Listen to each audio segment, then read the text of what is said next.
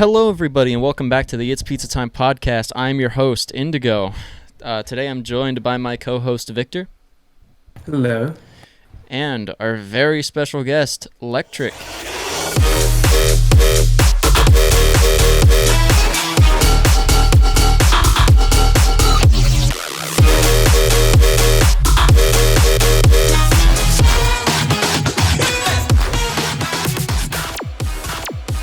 Hi guys. Thank you for having me. All right, so Thank you for coming on. yeah, thank you. It's honestly, it's a pleasure.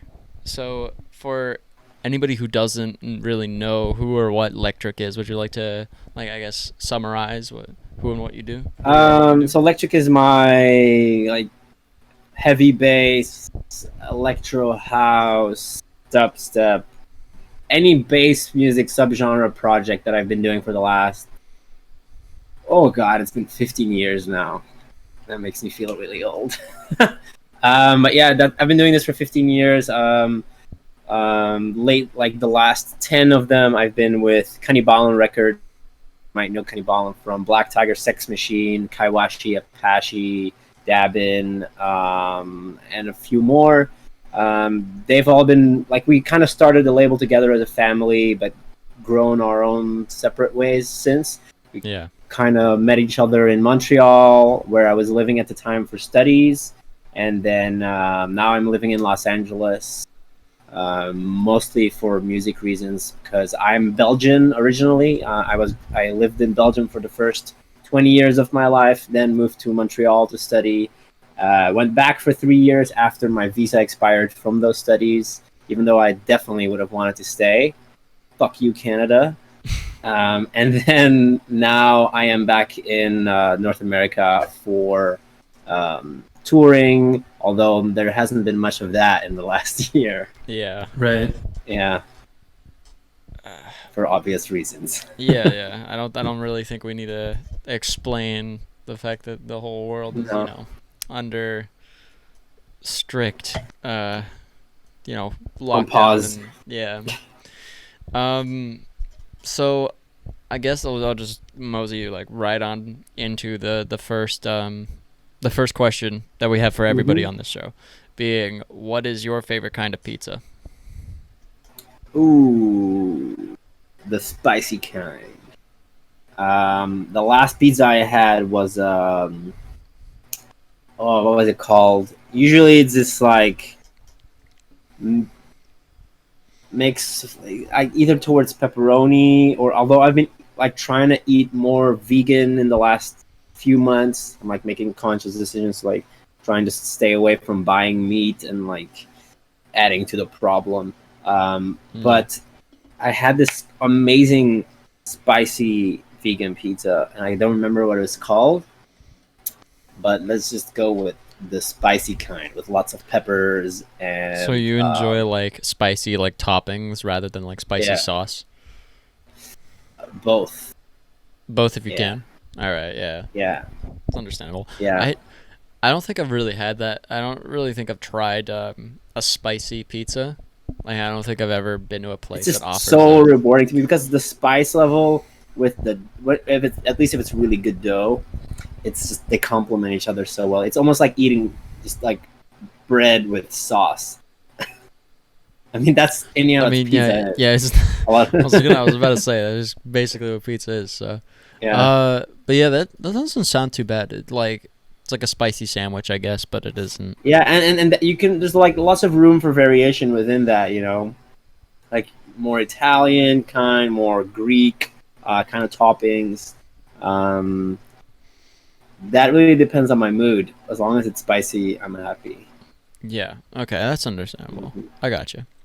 All right. Let's just, I guess, from there's the one question that personally, when I think Lektrique, has always stuck in my mind, because I've been a follower of your stuff for a while at this point. I want to say probably definitely over 5 years.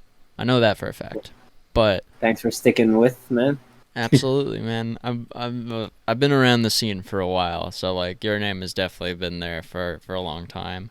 I'm wondering where your name came from, originally? 5 years ago. Well, we can have a look at my SoundCloud, but like I remember this one release, and I feel that that's probably about 5 years ago now. I released this bass house track with Autodidact from Germany. He's a friend of mine, and it's called Shots Fired. And that one was like, I feel one of my first like more played songs in terms of like DJ representation and things like that. So it could have been that one. If not, it was probably a Black Tiger Sex Machine collab, like Religion, or well, that's the older one, yeah. Or it could have been Cannibal on Radio. I don't know. Okay. Let me know if you find out. I do not know. All right. Fuck it. Oh my god. It's like, I'm sorry. I'm like super tired because like I had to close the window behind me, and it's like 100 degrees in my room, and there's no ventilation, and we don't have AC. And it's like, I mean, oh man, you know, like you being from LA, like you know, or you living in LA right now, you know how hot it is. Especially like the last few days have been horrible. We don't have AC in the house either, only in our bedroom. And I have this little fan blowing in air from the outside now right on me, so that's the only way I'm surviving here. I got just this. Yeah, and I got basically the same thing as he does. I got a longer version of it, but I don't have AC either, so it's just blowing hot air straight at me. Yeah, I'm like, did you guys like check the weather like today? That was like now like on the app it says like the air quality outside is apparently That's like bad. dangerous. That's yeah. I mean, it's always been like that, at least in LA, but it never says like very dangerous or like very unhealthy. Normally it just says unhealthy. So It says dangerous for sensitive groups, yeah. which is people with like respiratory issues and things like that. But yeah, it's really bad here. Although I feel maybe not as much now, but in the beginning of quarantine, there was so much less traffic in Los Angeles. Oh yeah, absolutely. And I feel like the air quality was notably better. Right. Yeah. Which is so upsetting that this is going back to shit now. It's like it was noticeably less traffic. 'Cause I live right next to the freeway, and it was like the first when quarantine, like everybody actually started like staying inside. It was like the first time where like it started getting quieter on the freeway. And it was really like, you know, it was really weird. I saw some pictures from like that were taken over the entire city, and like you can see like the layer of air that's hovering above the city, and the contrast is like, whoa. Yeah. That is trouble. It's like I feel that like most people like looking in on LA like from an outside perspective, even like most people in LA from like would probably just like just think that LA must be like a disgusting place to live just because of like the inequality just as a whole. Some places here are pretty disgusting. Others are a little nicer. I have a few friends from Germany that are really hating on the States in general, especially this year because everything is handled pretty poorly. But yeah, it's also just the mindset and the values of people here, the amount of respect towards your surroundings, towards the environment, is just not a value that's passed on as much here. It's not a priority to people. It's like, which sucks. Yeah, it's really sad. Like, at least from my experience, I've never been to Germany, but I have family that does live there, and they say for the most part everything's really clean. And at least the floors here, and like we have so many homeless. Like you have like people throwing trash out. It's ridiculous here, at least in LA. In most of the United States, I mean, obviously less so in not like heavily populated areas. But I think like it's really an issue of society here. Just the value of like caring for like empathy for others and the planet is not instilled in people growing up here. It's all about you and make sure that you get what you deserve. It's like they're getting it all wrong, and I think that's also largely why the country is so divided right now. Yeah, it's such a major divide. it's kind of sucks like that. I do think Hmm. I'm gonna like direct us away from politics right now before we get into that rabbit hole because like Hmm. I No, we don't I have to get into politics. I'm just yeah talking about like the yeah overall how people see their surroundings. So I lived in Canada five years yeah before moving back to Belgium. Then in Canada, people also really care for each other quite a lot. Like they're friendly, actually more than in Belgium, because in Belgium everyone is. I mean, obviously saying everyone is a generalization. You can't use that. But on average, I'd say people are a lot more open and friendly and like not afraid of strangers in Canada. And then here it's even well, it's kind of a complex comparison because here I feel like technically compared to like socially people are more open, but also less caring about the environment yeah that makes sense. than compared to Belgium, for example. Yeah, Because I mean growing up in Belgium, everybody was in their little bubble. And, like if you don't know someone, they'll talk to them. If somebody who's strange talks to you, it's like, ugh. And I kind of me really introverted growing up, and living in Canada for 5 years kind of made me lean further away from that, and it felt much better to be outside and to just interact with people. Yeah. yeah I'm I mean, I feel like people don't like really have a respect for the environment here because it's like there's like already for a lot of like for there's like a lot the regulations for stuff like that are super lenient. So Hmm. you're just kind of like Yeah, growing up. it's they're more worried about the companies. Are the companies going to be suffering under extra regulation? Yeah, they want to Yeah. keep it here, which I understand, but there's compromises to be made. Yeah. Um all right. Well, let's like move on to another topic that Hmm. is a little bit different for everybody else, but like what have you been doing, I guess, throughout quarantine? With since you can't, It's been do shows and stuff like that, like what have you been spending most of your time well, with? it's been quite the roller coaster for me. The first 4 to 5 months of quarantine, we basically had to spend living in our friends' houses because I was living in a larger penthouse with five other roommates, and then me and my girlfriend at the time.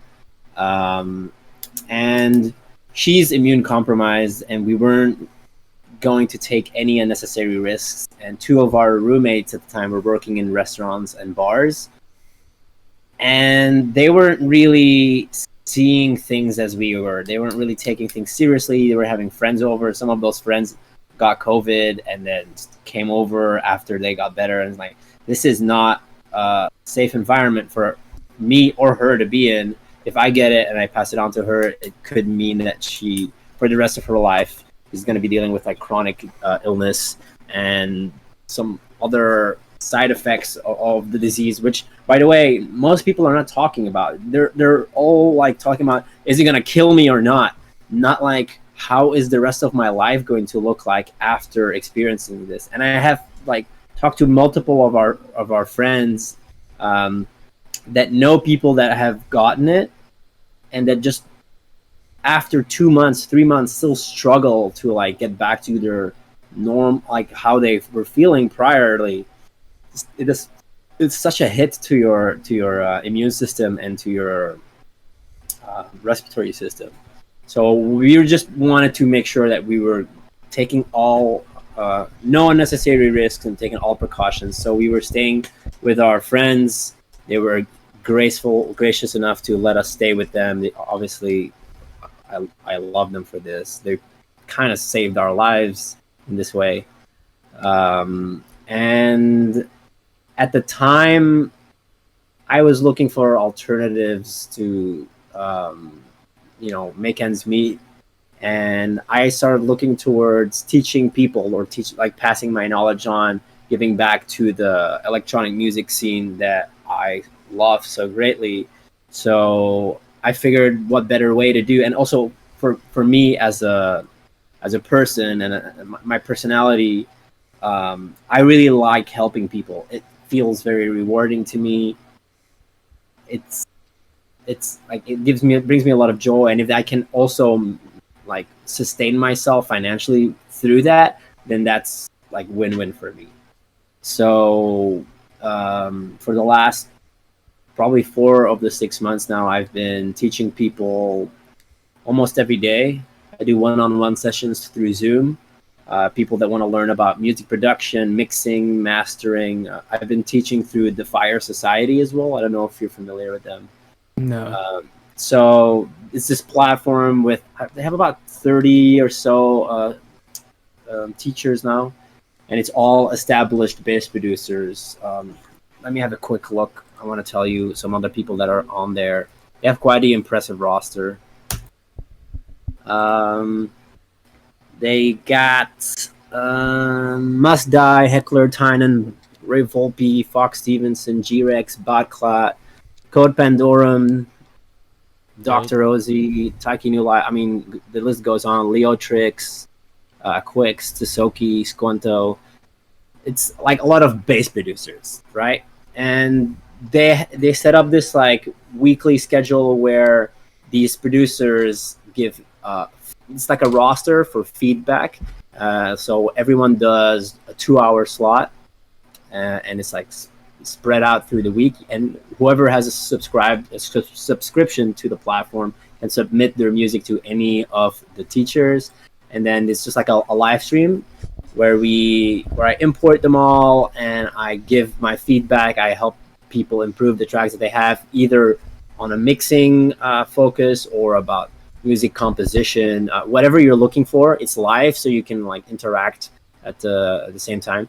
But then also I make tutorials for them about whatever topic I think would be helpful for people. Sometimes they have requests, and outside of that, I do the one-on-one through Zoom, which I charge about $100 an hour for, and that's been my way of compensating, I suppose. Yeah. Yeah, so that's like what you've been doing instead of doing shows. Like, yeah, that actually sounds really, really rad. Because I mean, I didn't know about the whole what did you say it was called? Like It's called the Fire Society. It's called DEFYRE Society. I haven't, yeah, and I didn't hear about that. I didn't first know about time, that up yeah. until now. That's actually sounds like a really cool idea. You know, getting all these people to come together and actually. Yeah, and through the platform, you can also schedule one-on-one sessions with any of the teachers that made themselves available to it. Yeah. For everybody listening, if you want to learn stuff, go hire Lektrique. Help them live. Gladly. Help them pay for his And rent or something. I've been like helping people that are just starting out, that don't know where to start, because you know it can be quite overwhelming. It's a lot of information that's like, well, where do I begin? I gladly help you with that. Figure out something in your budget, and then also people that have been producing for years that just like struggling to like get to that next level in quality, or trying to figure out how to present themselves as a brand in the electronic music world. They're all different challenges, and this like time for me being focused on that has also given the opportunity for me to like realize what I can do to improve on those things. So I've been working on that as well. Nice. Other than that, I've been trying to stay sane by just having a few different people over, but still like stay close with my closest friends, you know, and skate a little bit outside. I used to skate all the time. Yeah, I was gonna ask because I saw the board hanging over your. Yeah, I haven't really been skateboarding in the last since quarantine hit. I was skating like every few days with my friend Frank here. Haven't seen Frank since before quarantine. It's been fucked, man.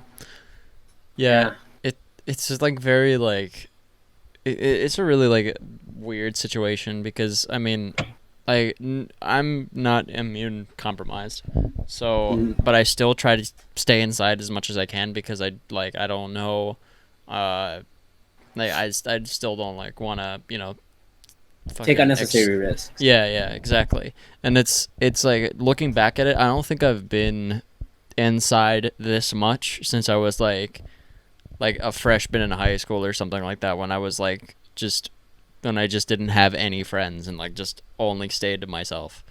Like, as much as It's I like not. to consider myself an introvert, it's like I realized just how much I actually would go outside. So Yeah, it's really it's weird. over time you really start to develop these sociological and psychological side effects that most people are completely unaware of, but you start feeling it when you start interacting with other people again after being inside for so long. I already had that because I was already always kind of always in my room making music. Not as much like I have an easy time talking to people once I've been approached, but I have the hardest time approaching people. There's just like that threshold that I have a really hard time overcoming. Oh yeah. Yeah. I used to be like that. I used to be like panic so much. I feel like I panic more now when people approach me rather than the other way around, because it's like Well, a lot of the that, I totally feel that because you don't know what their perception is of this pandemic. You don't know if they've been, what their standards are, that's why like, every time we're going to be in contact with anyone new, the first thing I'm like, okay, what is your protocol for quarantine? And like, how many people are you in contact with? We generally don't meet anyone without a negative test. Luckily, testing is like very available and free, yeah. so that's like the only guarantee that we can have these days. Yeah. And it's That's still like, Yeah, it's like yeah. for the amount of like testing that they have to do, it's like I'm very surprised. Like I'm very surprised and like impressed by how quickly they're able to turn that around. Right. Like Yeah, I was really impressed as well. yeah, I got like I did a COVID test recently and I got it back in like 2 days, and it was like Hmm. despite them being open all day for free with like, and it was like a drive-through. It's just like all you had to Yeah, do is like just the one by Dodger Stadium. no, there's one by closer to like UCLA, Oh yeah. because that's like where I'm about. Um, yeah. Do you got any like other passions? Okay. Do you have any other passions besides like music? Like, do you consider Well, skating a passion like that or no? yeah, definitely. Yeah, I've only just since this week started getting back into it, and I'm happy that it's coming back like really quickly. I've been, yeah, so I'm probably gonna be doing a bit more of that in the upcoming weeks because being inside all the time is really bad for your body too, man. Especially if you're sitting in a chair all day making music or on your computer doing whatever. It's just, yeah, Yeah, I would never gotta stay used to do physical. anything like that. No. Yeah. Did It just makes me feel like so fucking alive. It's just like you're floating through yeah, I've never like the world. I never managed to get like a grip on it. I feel like I have so much respect for people that are able to like, or that are like good skaters, because Mhm. that's like, I feel like it's super difficult because of the fact that you're controlling it almost entirely with your feet, and it's Mhm. like I don't know. I'm like freakishly tall, so my like feet coordination isn't exactly great. It's a bit Like of a disadvantage. The taller you are, the higher your center of gravity. yeah. So that doesn't help. But I'm sure you could learn a cruise um, in a few weeks. I probably like I feel like I could. I just like I haven't like had I guess the time to put into it. Hmm. Yeah, cuz I used to like own a skateboard as a kid, but like I never really I just didn't have like I guess I just didn't put enough effort into it. Yeah. Yeah, it just depends how much it feels rewarding to you as a person. Depending on what your interests are. I did it for so long, like every day as a kid. When I was 14 or 15 years old, that was my entire life. Like I was just like, okay, I'm gonna become a professional skateboarder, and I tried so fucking hard. Like we were always filming stuff with friends, and the best I ever got out of it was some free gear. but never like a career or anything, which I am totally fine with now because it takes a lot of toll out of your body as well. Yeah, Yeah. the crazy clips that you see. I was on the other side. I was on the camera side. Like I Hmm. would go skating with my friends, and they would all be skating, and I would be just the one recording them. Nice. And That's also a lot of fun. it You were the is kid who was just riding right by them with like the fisheye lens camera, like holding it essentially, low. yeah, Yeah, that's fucking awesome, especially here in California where that scene is so big and you see skateboarders everywhere. I always like wanted to be part of that culture. And in Belgium, where I grew up, at least there was none of that. There was no skate park. There was nothing. We were just terrorizing the neighborhood until the city got so pissed that they just gave us some money and had us build the park ourselves. damn. Yeah, That yeah. like Yeah, well, I like was. the city like gave you like the funds in Well, they order. didn't literally didn't give us the money, but they appointed a contractor, and you were like, we want that, and everything that was within the budget, and then we really built it ourselves with some supervision. But yeah, because they didn't want to pay workers, so we were, yeah, That, That's actually crazy. that's actually yeah. really cool. That like But it was not as good as like anything you see out here in California. Everything is like concrete built. It's built to last. Hmm. yeah. That's fair. Well, that's like at least I'll say like at least they listen to you to a certain point because I know that there's like a lot of places that After won't a do that. long time, it must have been 5 years. Oh, better Yeah. late than never, right? Sure, sure. I was just always so pissed. It was like I could have definitely used this 5 years ago. The only thing that was there was a ramp, like a massive ramp, like a vert ramp. That was the only thing that was there. It's like the fucking threshold that you need to surpass to be able to skate that, and that thing was like deadly dangerous because there was like bumps in it. I think at least one kid died on that thing, and That's it not wasn't good. really a skate. Yeah, no, it was not good at all. I know, kind of sketchy um, area to grow up, but we made the best out of it. Yeah, we just ended up skating other places. We would set up trips with our friends where we would drive to other cities or drive to Holland and just go check out these awesome indoor and outdoor parks. It was a really good time still. Yeah, I always regret not being able to skate really well because I was basically the camera person all the time. So when I did try to do tricks and stuff, I would always suck. I think the best I got was doing like an ollie, and that's like the most basic thing you can do. Like I had manual, of course, but anything past that, I was just so shit at. Kind of regret not learning it, but at the same time, I You don't had the know. people around to teach you. I definitely had help, but I just could never get it down for whatever reason. That's why I kind of stayed behind the camera for the most part. I don't know. That's totally fine as well. You know, if that's like where you passionate about, then that's what you're gonna end up doing more. I feel like I low-key didn't put enough time into it either. I think I was just like more just because I was recording the whole time, I wouldn't actually skate besides like doing the clips and stuff. So by the time that everybody's done, I'm just sitting there. I'm like, all right, let me try doing an ollie for like an hour, and then not actually putting in the full amount of effort. Hmm. It took me forever to figure out how to ollie. Like nobody was able to. I didn't have anyone to teach me, so I remember these like conversations with my friends when I was 12, I think, and it was just like seeing these videos online and like trying to figure out how that works. Like, Yeah, yeah.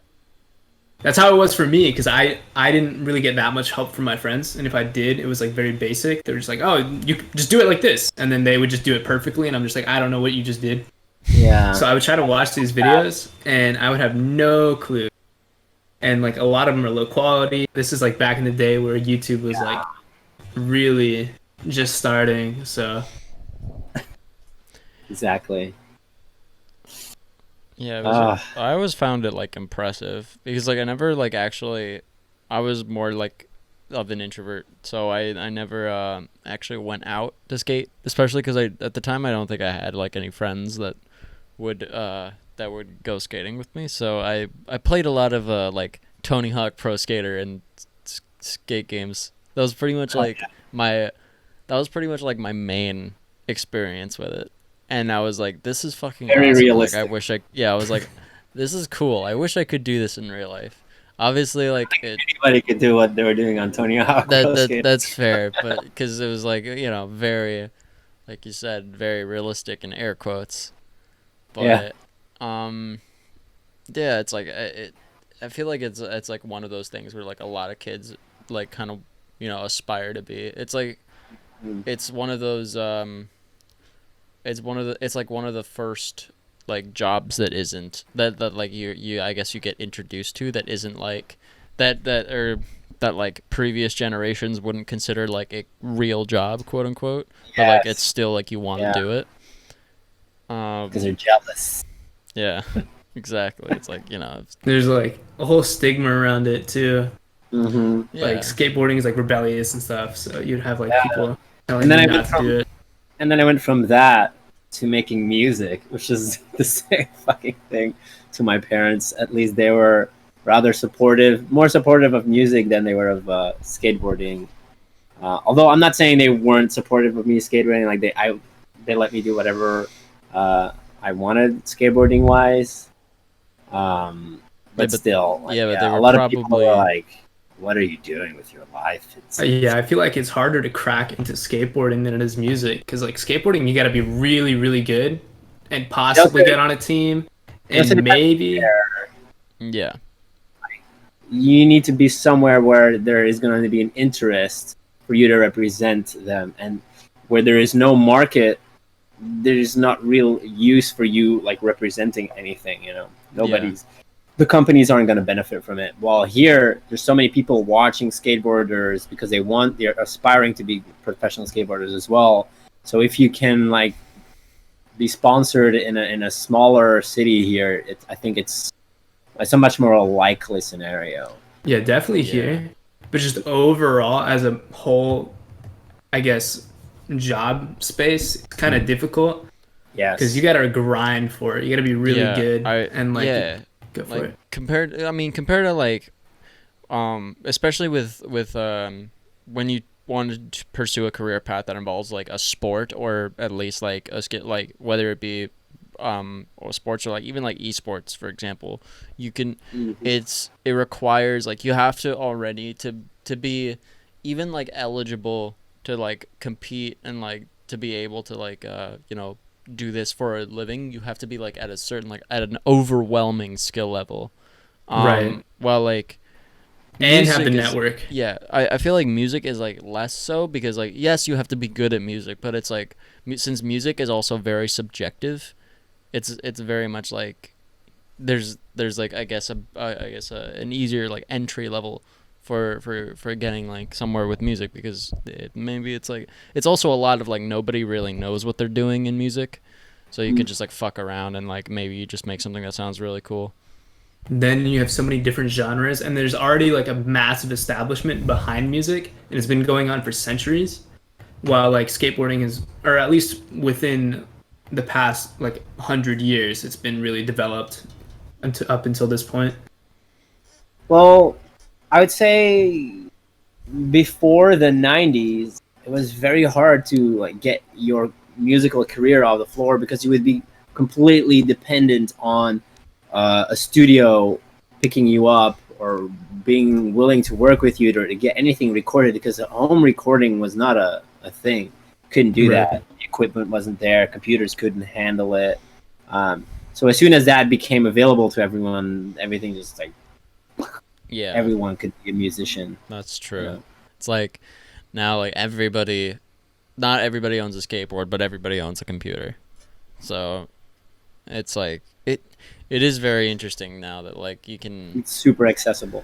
Yeah, and it's like you don't need an entire studio, like an entire like multi-million, like if I get like $100,000 like studio set up in order to make anything. You need like a fucking $500 laptop and like minimal amount of software. Like, yeah, Not even. Honestly, for if to do like a as like a fun testing project as an experiment, you could literally just buy like FL, like get a crack of FL, buy the cheapest laptop, and make like Yeah. Or an album on this laptop, and just be like, I was able to make this project for $200. yeah, yeah, It's or just maybe like very legally download the program. Yeah, I mean, a right, lot of FL. people when they start, a lot of people I'm when they just start with FL. yeah. Everybody cracks it. I know. Hey, I mean I'm that's why just they got saying that free trial. I'm just saying that so like we don't get like Yeah, the demo, the FL demo, you can't really do much with that. You can't save anything. it's like Can't everybody save your cracks it. presets. There's I But don't. yeah, even and the companies are aware of it. They totally know that it's like people when they start learning, they don't really care. And FL is probably the most cracked DAW available, and they don't really mind because to them, someone that installs their is also promotion because they see other people using that, and that inspires others to stick with it. And Yeah. FL Image Line have done such an incredible job at like keeping up with other software. I don't know if you guys used FL like 6 or 7 years ago. It looked very different from today. Absolutely. They've just taken. I mean, these companies are always looking at what the competition is doing and adapting. See what kind of tools people require these days, and it's so fucking dope to be music producers these days. The tools that are accessible to us. Yeah, even like Flex. Like I don't know if you've used it or not.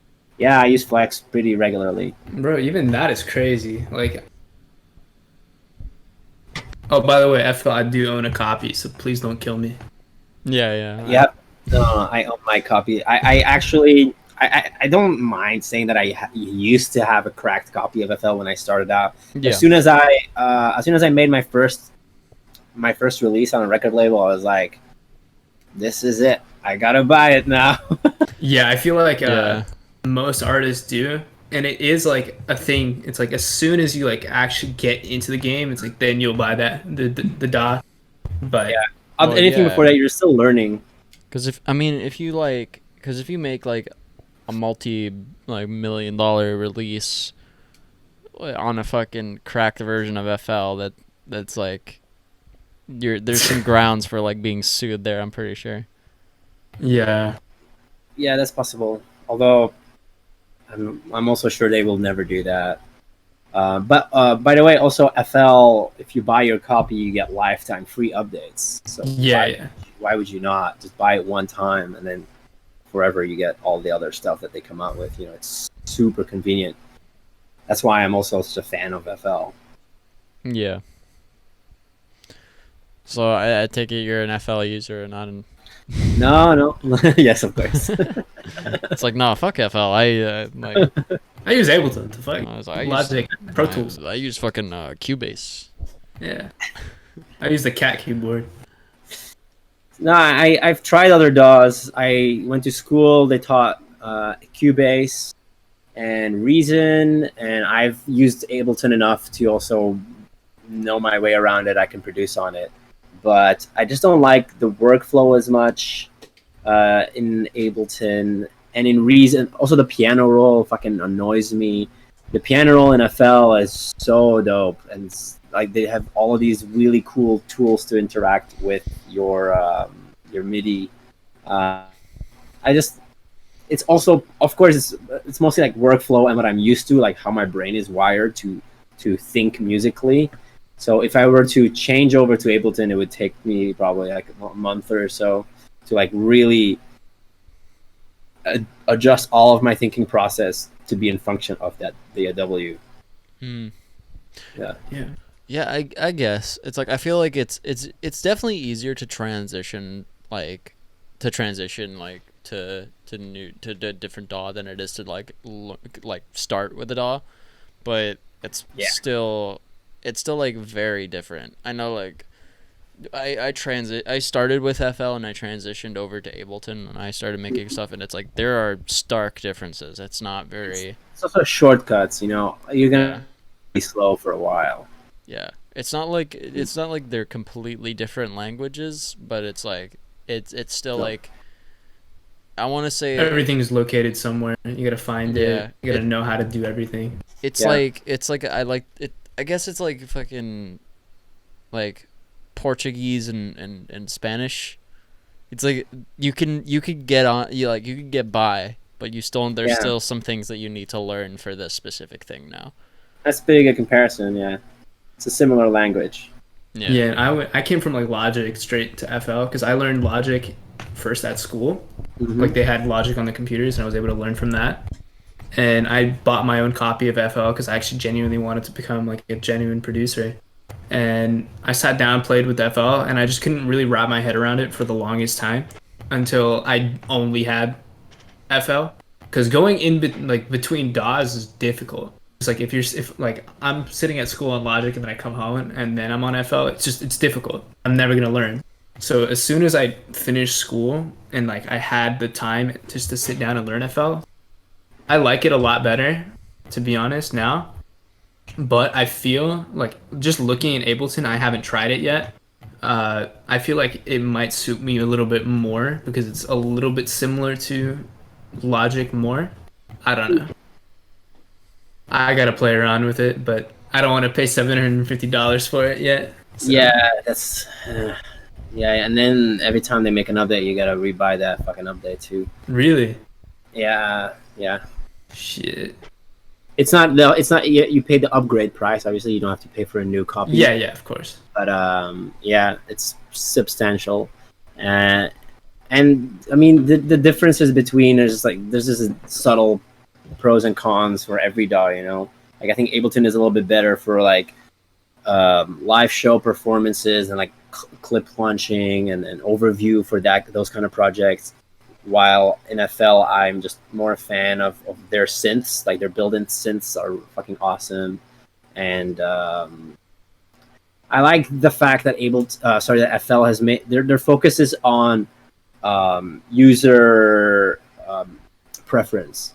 So however you want to organize it, it's kind of like a blank slate, and you can adjust it to your personal taste in terms of in terms of coloring and placement and everything. While the other DAWs are a bit more like, this is what you get, and you can't do it in another way. Yeah. Right. Yeah. Yeah, I get that. I mean, I feel like there's a lot of things that like, make every DAW like more preferable. I wonder if any DAW, like any company that makes a DAW would ever like market something specifically, just like, hey, come to like our use our DAW because we have this. Like, I don't know why I was thinking about it, but like, what if for example, what if like Ableton went to like some bigger like electronic artist and was like, hey, would you like to make like some sounds that would become like Ableton stock sounds? Mm-hmm. I'm Like, sure they do that already. Yeah, it's just on the down low. Yeah, they work with advertise it. the artists all the time. I mean, I at least I know for sure. Image Line, FL Studio, they do. They work with a ton of artists that represent them, and then when they have new products coming out, they reach out to like make new presets and help make libraries. Like the Flex libraries was mostly always created by artists that are like fans, and now they work together. And I don't know about Ableton, but I imagine they would do similar things. Yeah. All right. Mm-hmm. Yeah. Okay. Well, I'm like, Victor, you got anything on your mind? I'm honestly chilling. I'm just like I'm basically tired as fuck too. It's like Burnt myself out today. My sleep schedule's been fucked trying to get it back in place, man, you know. right, well, with quarantine, like everybody's sleep schedule's been How fucked. You know? fucked? Basically I would go to sleep at 5 in the morning, wake up at 7, go back to sleep.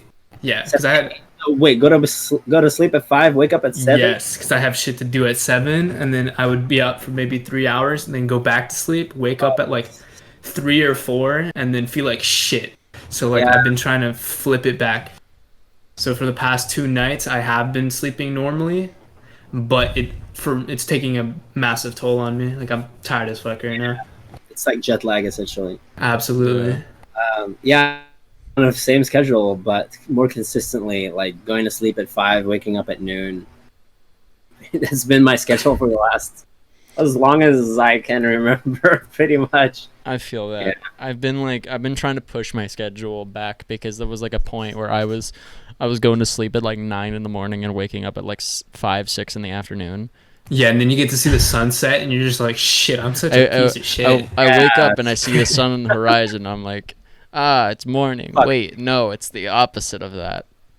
Yeah, I know. Every time I see the sun come up, I kind of hate myself a little bit as well. For sure. And Yeah. then you just like feel bummed because you just wasted the whole day. And like days move by so quickly because like my week just went by so fast because for the past 3 days I've been trying to fix it. So I'm like sleeping all day. So, or just like staying awake. It So really it's just depends on what kind of life you have, what kind of routine you're going through. But for me, why would I have to get up at 9 a.m.? Like the only yeah. reason would be like for social media, but I'm social media run my life. Right. I've kind of passed on those responsibilities to my wife. She's kind of doing my posts for me now. I still like do like interaction and things like that, but for a good while there, I was so, I'm gonna say obsessed, even though that's a strong word. So like absorbed by what was happening on my social media and how important that was to me, that it was really like not good for my mental health, like just your self-worth and all of that. Like a lot of people are going through that, and I just finished watching that documentary on Netflix, The Social Dilemma. Oh yeah. My mom texts me about it and she's like, "Oh, you should watch that." I'm like, Yeah, it's pretty fucking serious. Yeah, we're all kind of addicted to this like instant gratification and constantly getting new information, and we're all kind of like gambling for information in a way where, yeah, it just becomes so important to us that we can hardly live without it. Absolutely. I mean, Yeah. especially like for me, I'm still in school for college, Mm-hmm. and around finals, I always shut off my social media. Like I turn everything off. It's a good idea. And one of the ones I did turn off like permanently is Twitter, just because Twitter is so instant. Like, Yeah. at least Instagram, like there's like time and then people post every once in a while. But Twitter is so instant that like when you refresh, you get 100 new tweets, and then you just scroll through them. And you're just like, okay, cool. I'm at the bottom of these. Refresh, and don't then like- just sit there. yeah, I don't like Twitter because it's so easy to make a bad like move with Twitter. Like you could be That's- like really that too. angry and then like it's just all you have to do is like type a couple words and then hit tweet. That's it. It's that easy. Like with Instagram, you actually like it takes time and you have to like think about it before There's like you make 4 the post. safeguards too. It's like, do you actually want to post this? Like, hey, like, do you want to put a Yeah. caption? Like, there's like, maybe I shouldn't post this. You know, Twitter is just With like instant. If you are like really upset at someone for some reason and you tweet about it, oh, it's there now. Mm-hmm. Yeah. If you check the documentary, they also bring to light all of the goals that they've set up, like how they built the algorithm and how they're literally just hacking your psychology and how people think to just keep them on there as long as possible and make as much money by splicing ads in only in the Mhm. moments where they feel they won't lose you. It's they've just programmed this AI to do this, and it's only going to become better at that. And people are only going to become more and more absorbed, and it's kind of fucking our society up a little. Like, like they've shown how they've used Facebook in some countries to manipulate the society and to like change elections. Essentially, they had, I don't remember what country it was, but they had this phone company set up every single phone with Facebook. If you wanted to get a phone plan, you needed right away, you set up your Facebook. And people, it's like giving drugs to kids. It's like there's no warning, and you get completely absorbed by this, and you get manipulated in ways you don't even understand. People don't understand they're constantly being manipulated, and that's scary, man. Like, Yeah. They people have lose like track of reality. they got like social scientists actually working on like how to get these people to stay on there. It's ridiculous. I haven't watched the documentary yet, but I highly recommend it's It's yeah.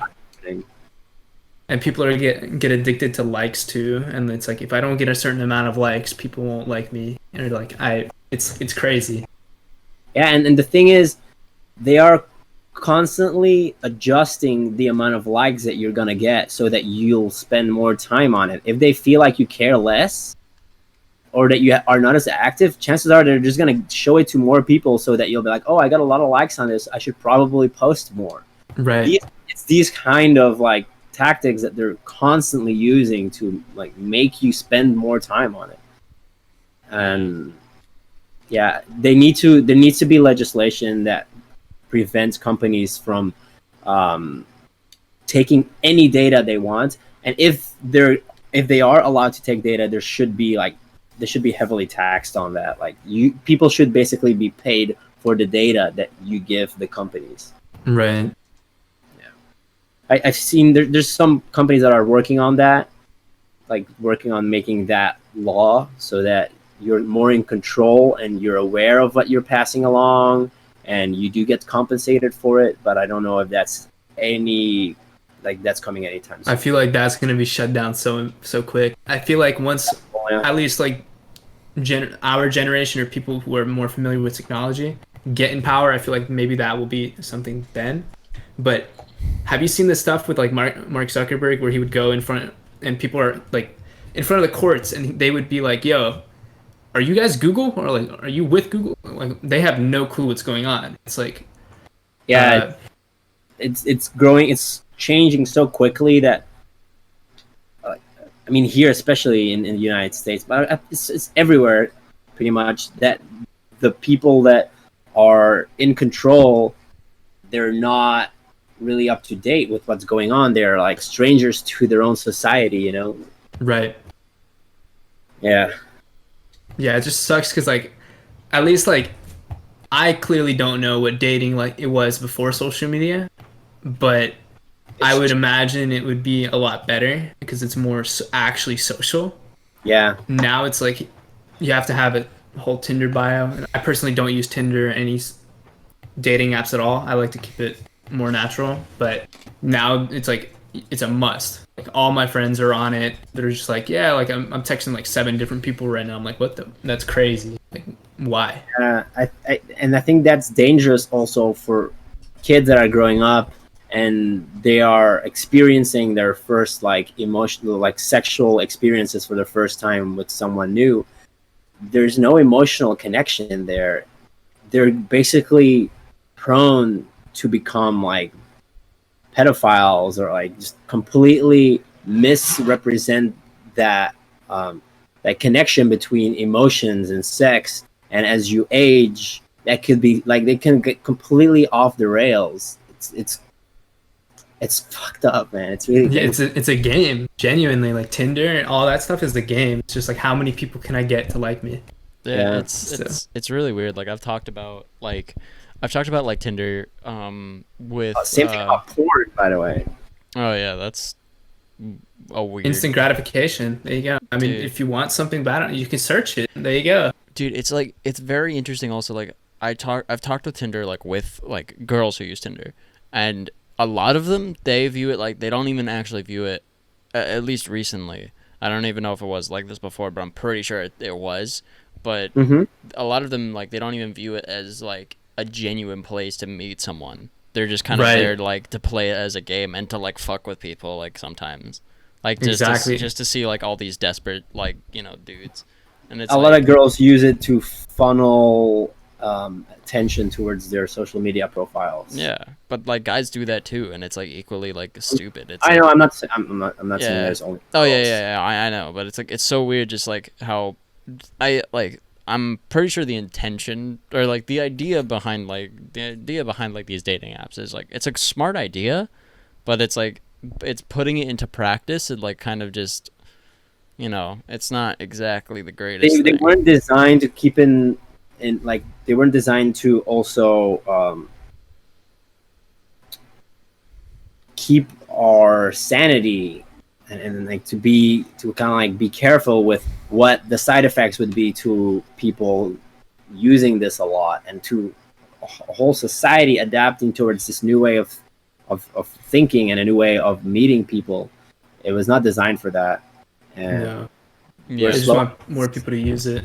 yeah, and we're slowly seeing how everything is getting affected by it. It's only going to get worse. Corona is gonna fuck that shit up too, especially for dating at least, because it's like a lot of people are getting of the age, right? And they're not actually experiencing meeting people. Of course, it's only been a year, right? We don't know what will happen in the future. People are already going back to school. Hasn't even been a year I'm yet, man. It's only been like 6 months. all, That's crazy. yeah, right. But I'm already confirmed online for my spring of next year. So by the time I'm actually in school, would be potentially next fall. Hmm. So that's already a year of my life where I'm just sitting at home doing fucking nothing, right? I'm Mm. just like, so I don't know, kind of fucked. Yeah, it is what it is. But I guess I'd like to move on to something I guess a little bit better with the whole like you know than I guess The doom and gloom. yeah to I get can on see one silver lining to this whole COVID experience, and that is that the friends that I do have, that I did trust before COVID, the people that I was like, that were my friends, I feel much closer to now. I oh feel like yeah we have become so much closer, and we're actually like, because we feel almost like these are the only people that we can share this kind of information with. My wife and I and our friend group have become so much closer to each other that it's like a micro society, and I think that's happening on a larger scale as well, where other people are experiencing that with their closest peers as well. Yeah, and absolutely especially like with Discord too, it's so easy to connect with other people, and you'll just build communities around. And I've noticed a lot of artists doing the same thing. Like they have a Bitbird collective type thing. So, and just artists in general are just using it a lot more and connecting with other people. yeah But within interpersonal relationships with previous friends, I definitely see that too. Mm-hmm. So, yeah yeah. It's definitely a few of the people you can really trust. So we've kind of set up this like quarantine crew. A few people that we trust have the same protocols and standards, and if we meet anyone else, that has to be disclosed. So it's like a trust between each other. That's why we're also having like, so for my wedding last month, we rented out an Airbnb with about like 10 of our friends, and we all got together, and we had an amazing time, and yeah we got congratulations so on much. that by the way Yeah, congratulations. Thank you so much. But yeah, I've never really experienced that like closeness with other friends like that. Like it was kind of a first time for me where it felt like a family, like a real family. Like I felt like these were my brothers and sisters, and yeah like just being able to trust each other and care for each other that way. That's not something I had experienced in that way before, and yeah that's only that was facilitated by this quarantine.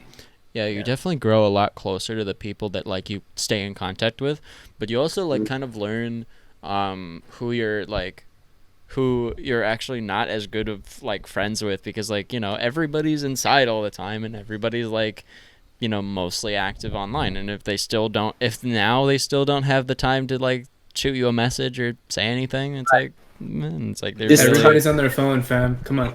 Yeah, this time has shown which of your what's the word, acquaintances are actual friends yeah. and which are just acquaintances. Right. Yeah, like, and there, like, you also have the opportunity to become like, I guess, because of like, you know, online social interactions, you do have like the chance to like make a lot of new friends. Like I think this quarantine, like during quarantine, I've made like tons, like a bunch of like friends that I actually really value and like I spend a lot of time with, because it's like, you know, we like I'm like people that I'm active with online regularly, because like now it's like we have time to do that. And I feel like once quarantine's over, I don't think like it might fade out, because like, hey, maybe like we go back to doing like our normal everyday like job stuff or whatever. But I am like, you I personally like think like, hey, I've actually got something good going here.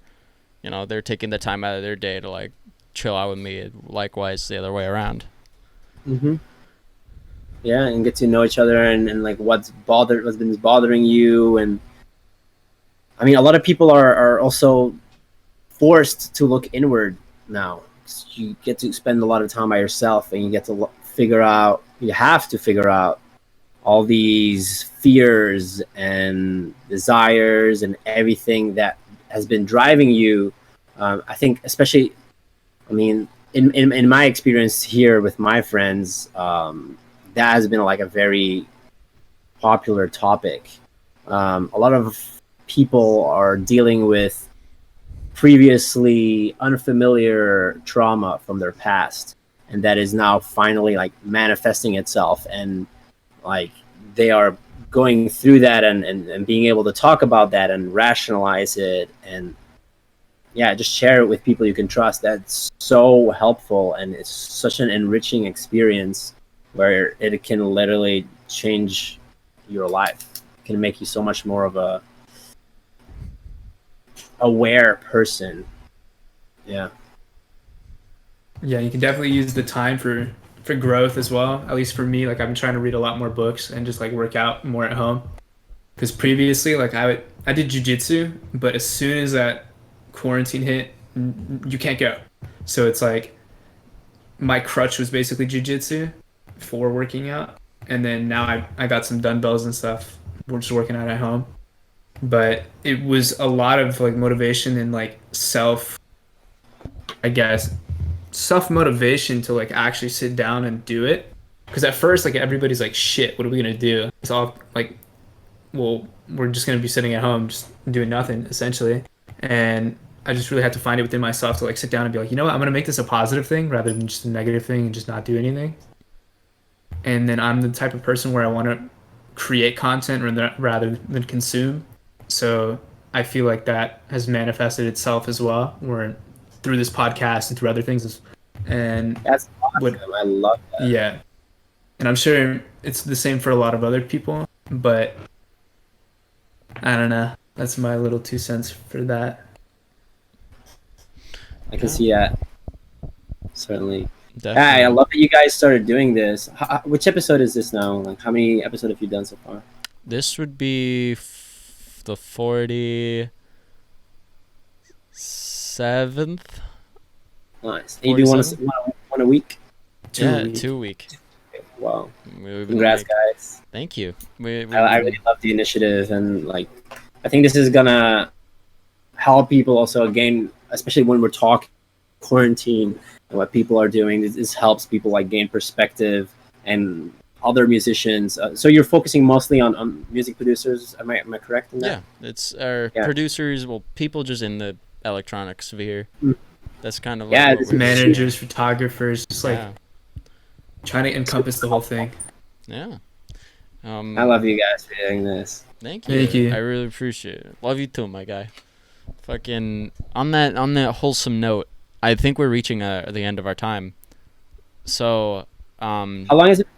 It's been let's see, I can check exactly. It's been just over an hour. Just over an hour.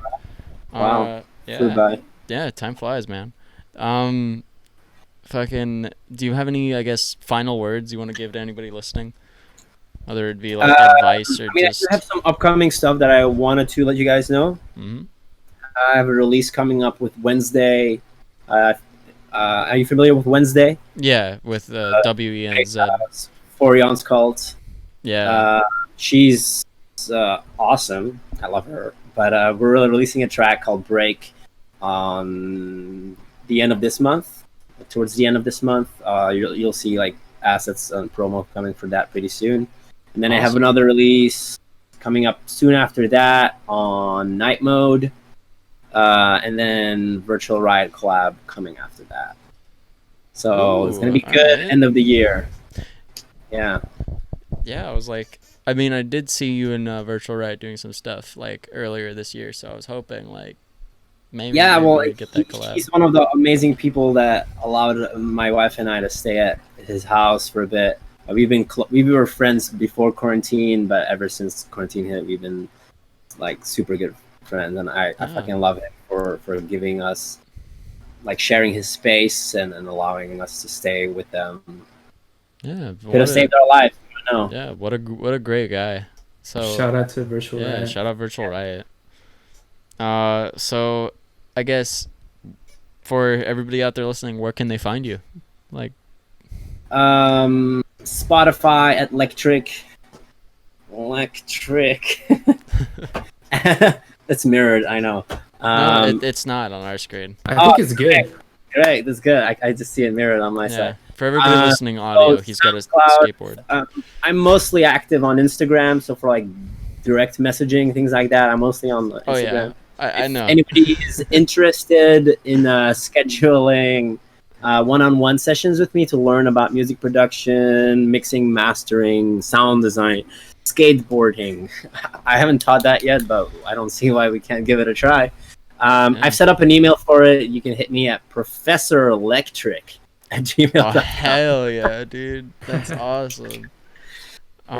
Yeah. So for everybody out there listening, you could check out everything that Lektrique just mentioned, plus like all of his socials and stuff like that will all be down in the description, except on Spotify because I can't do that. Boo-hoo, I'm sorry.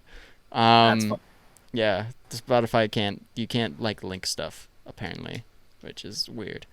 Other than that, everything for the podcast will be down there as well. Everything for me and Victor will also be down there. You can check out our other episodes if you want to do that. We got a Discord. You can join it. You can chat with us. You can chat with artists. You can do all of that. You can just have fun. But on that note, thank you, Lektrique, so much for coming through. Honestly, For real. it was Thank you. such a pleasure. And Yeah. I really enjoyed this, and I think we should have more conversations like this with you guys and with other people. Just reach out to everyone that you think about, man. Everybody's kind of hurting in these times, and we need to be there for each other to make sure that we're all doing okay. A lot of people are feeling isolated other than actually being isolated, so that can really do a number on your mental health. Yeah. All right. We'll be sure to reach out to more people in the future. I'm pretty sure we will. So. Thank you. We got a list. Yeah. But And on even that if it's note. not on the list, Yeah. But on that note, thank you everybody so much for tuning in, and we will see you all in the